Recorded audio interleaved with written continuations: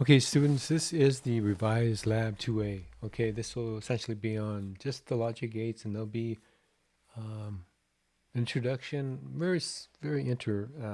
just an introduction to what is called Boolean algebra. But we're going to get deeper into that. So this is just sort of an introduction to that, De Morgan's, and we'll eventually get into K mapping as well. Okay, so we kind of went most of this was discussed in the previous lab. There's been some revisions, but not much. Okay, so again, your outcomes are stated here. Read those carefully. And logic levels, you were introduced to those. When we get into DC uh, parameters and AC parameters, we'll have some more mind share on that as well. Okay, so for this lab, I want you to use TTL. You can use CMOS if you want, but again, pay attention to how the outputs and the unused gates inputs are going to be handled in terms of if they're floating or if they have some noise sensitivity. But for what I'd like you guys to do, just use the legacy TTL. Okay. Universal gates, that's something that we'll cover a little bit more. And so this says that any NAND or NOR gate are called universal gates because they can describe any kind of Boolean function, as I mentioned. But again, we'll get more into that. I don't want to go too much into that right now. It's pretty straightforward though. Here's the parts you're going to use. You're either going to be doing this at home or open lab. Use your 5-volt power supply.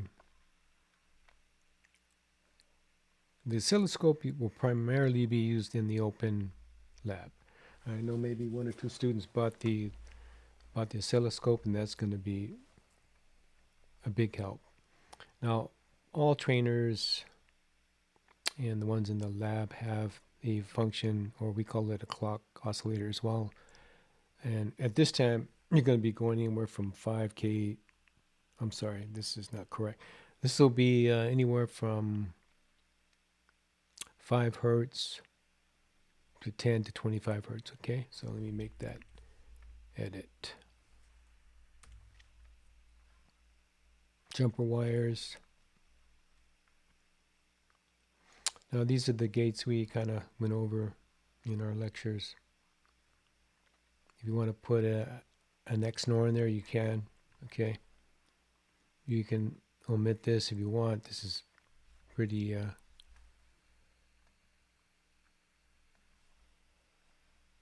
pretty easy to analyze that one. So again, you're going to set up your part number, IC,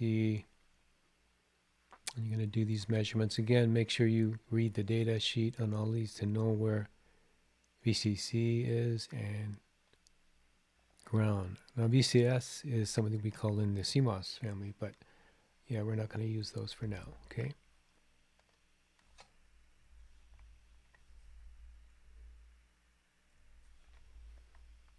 Now you may have to add a few more tables in Excel, so this is quite easy to do. You'll just create a table and insert it. Okay, so these are the procedures. Again, make sure you got your 5-volt rail and your ground hooked up correctly. And you're only going to be using the inputs, the 2 inputs of any of the gates and 1 output. Okay, so you'll connect the outputs to the LEDs on your trainer. If you want to use LEDs, you can with a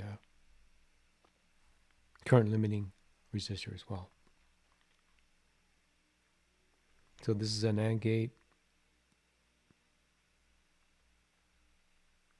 Now when you measure, if you have a voltmeter, if you do, or you can do it in the simulator as I did, and as I'll upload a short video for that, you'll use a meter to measure the actual voltage, okay? And your expectation, and any notes here that you add. NAND, AND, OR, NOR, XOR. As I said, you can skip this one. You might want to insert the exclusive NOR. That'd be pretty fun to do. The one that would probably be the most challenging is this setup for the control input and in a clock input with, a function generator. This was definitely not what this would be too much of a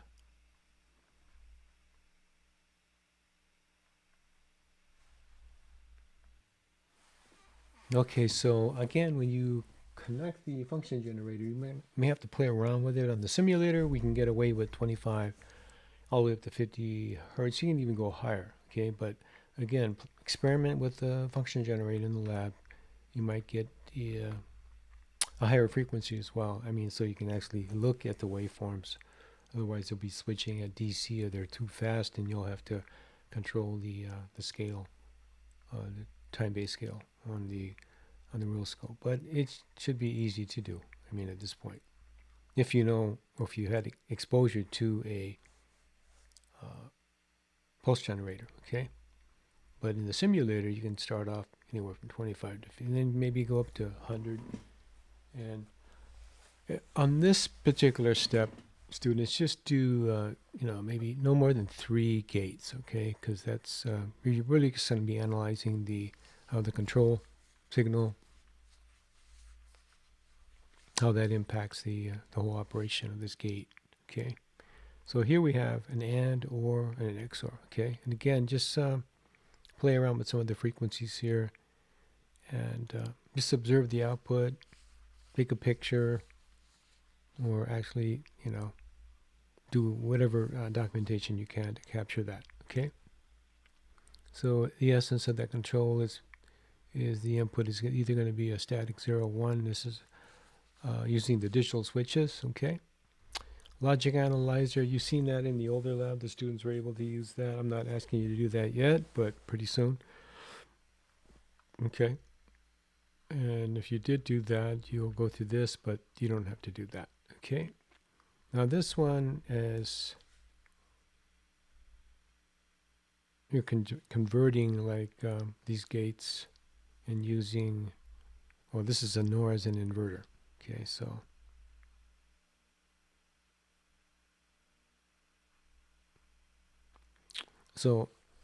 what you're really doing is tying the inputs, right? And that becomes your inverter, equivalent to your O4.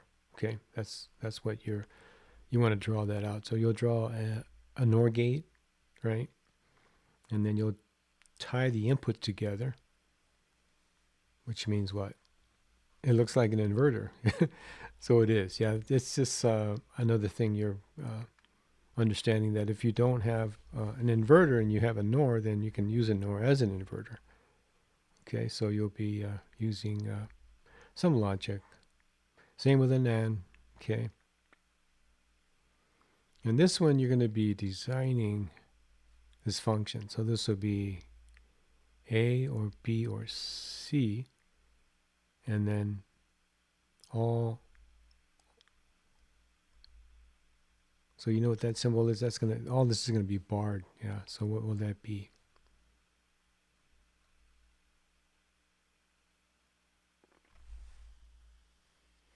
Well, the directions here is to using only 2 input NOR gates. Draw the circuit and write the Boolean equation for each intermediate node. Okay, so if you have any problems with this or can't figure this out, let me know. Okay, but just try to logically go through it. You'll figure it out. Okay. So you want to use 2 input NOR gates.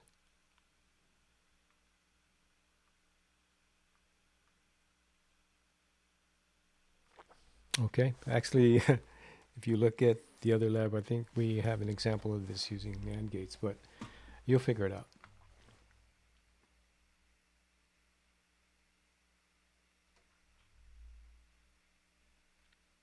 And this is where you'll put the equation of the 2 input NOR gates.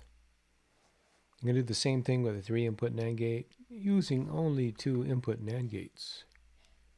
Okay, so same approach. This one is actually a credit.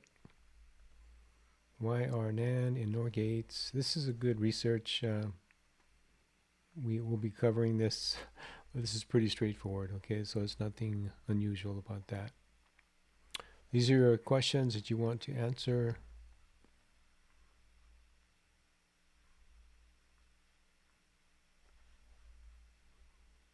And this is definitely in, you actually probably read this in chapter 1, but again, they discuss that in chapter 2.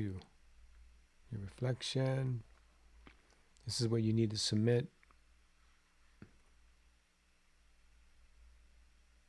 This is the rubric. The rubric is very similar to the one in Lab 1.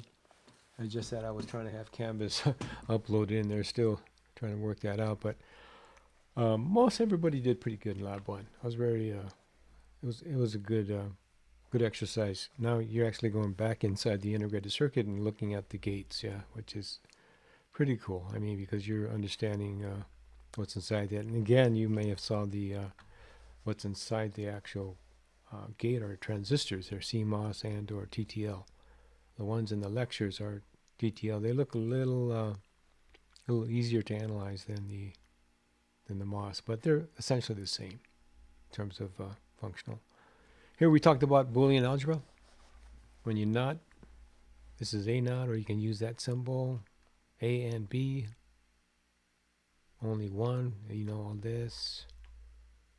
Boolean algebra lets you, when you go through what we call the SOP, the sum of the products, okay.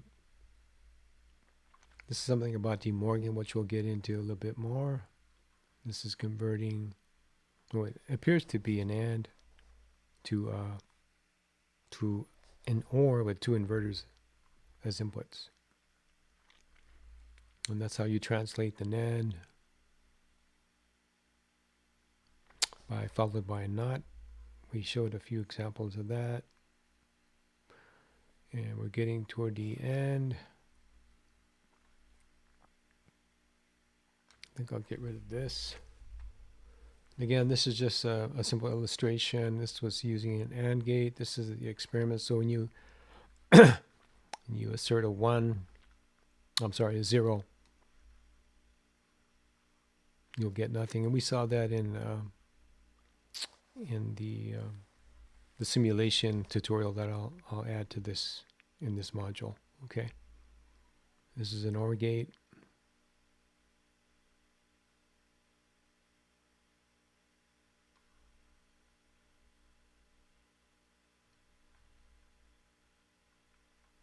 So you can see that high, even if it's low, if it's a high, it's going to be high. This is an OR gate, so that when you hit the disable, you're going to get a high signal all the way through, and that's when you hit this guy to be a logic 1.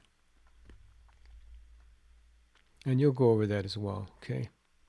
So again, this is probably the more difficult thing to do in the lab. You want to make sure that you hook these up correctly, know where your VCC is. Hook up VCC first and tie all the VCCs together, and then the ground, so they're kind of separate paths, okay? It'll make it easier for you to debug. This is more of a debugging lab, and putting multiple ICs on a trainer board as well, okay? Again, we have another version of this. There'll be a short tutorial on that as well. So that's about it. This should be pretty fun and easy. This lab is a lot more wiring though, but you'll do well. Okay.